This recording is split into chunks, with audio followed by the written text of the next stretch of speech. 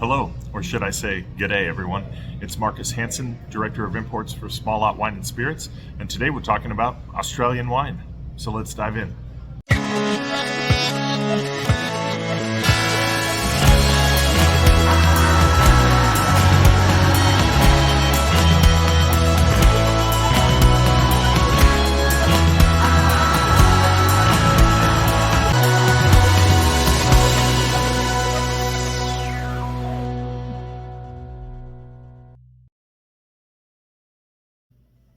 All right, I'm here to introduce you to the first of two Australian wineries that are new to the United States, currently exclusively imported by Small Lot Imports and Small Lot Wine and Spirits, and we are so excited and honored to represent these great families.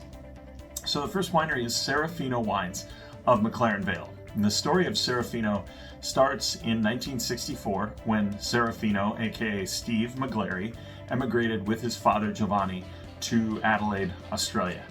They didn't speak much English and they didn't have any sort of great financial wealth. What he did have was a head full of big dreams and an incredibly hard work ethic that got him started in the wine business. After just a couple years, they bought a small patch of property, planted vines, and went to work, so to speak. In 1979, after about 15 years in the wine business, Steve was named top red winemaker, awarded the Bushing Trophy at the McLaren Vale Wine Show for top red wine. So that was a big deal. And he's also been given that award two more times since then, once in the 90s and once in the 2000s. One of only a handful of producers to ever win the Bushing Trophy 3 times. Now, they recognize that McLaren Vale, they're not only traditionalists in the sense that they produce Cabernet, Shiraz, Chardonnay, GSMs, in the McLaren Vale, which is really well suited to Rhone varietals, but they're also innovators.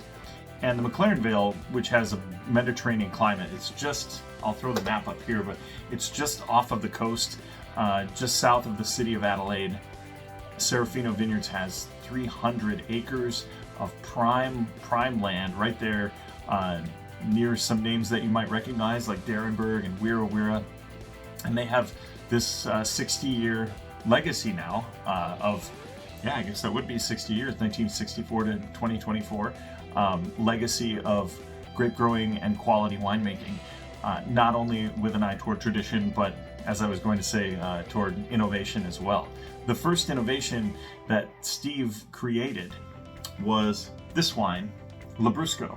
And there's a video I'll link in the description that talks a little bit about that Steve talks about it, but he recognized that in the 70s and early 80s that Australia was missing something, and that would be wine consumers, because in large part the 60s and 70s it was all about the stickies, these big sweet fortified wines, 18-19% alcohol, or high intensity reds that were 15% alcohol, and it just wasn't a style that was attractive to new to wine drinkers, so young people or ladies in Australia. And he said, well, we had a wine back in Italy called Lambrusco that was low alcohol, and it was fizzy and it was sweet, and it was really friendly. So he created McLaren's Australian Lambrusco.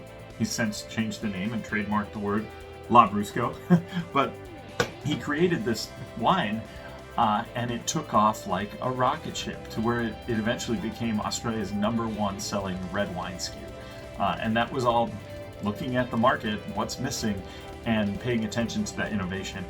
This wine is delicious. It's built for the consumer, and I remind people, delicious never goes out of style. We're always looking for that, and you just can't argue whether you're a sweet wine fan or not, or a sparkling wine fan or not. The wine's delicious. It tastes awesome.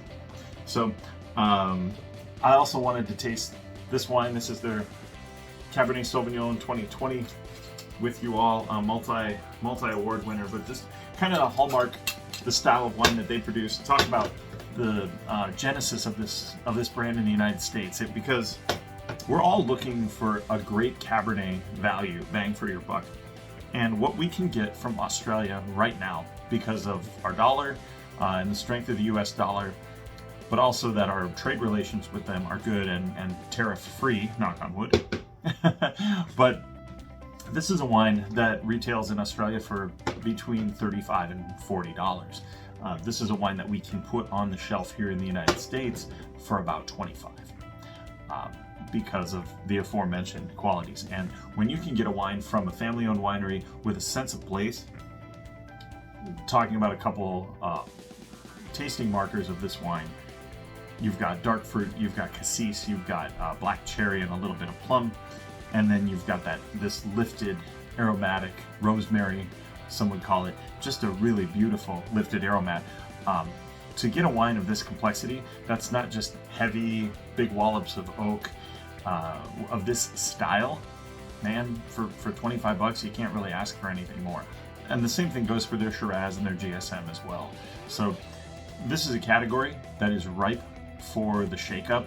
There are holes in a lot of sections out there, and it's my hope that you give Serafino wines a shot, and to win the hearts and mouths of your consumers and try these wines.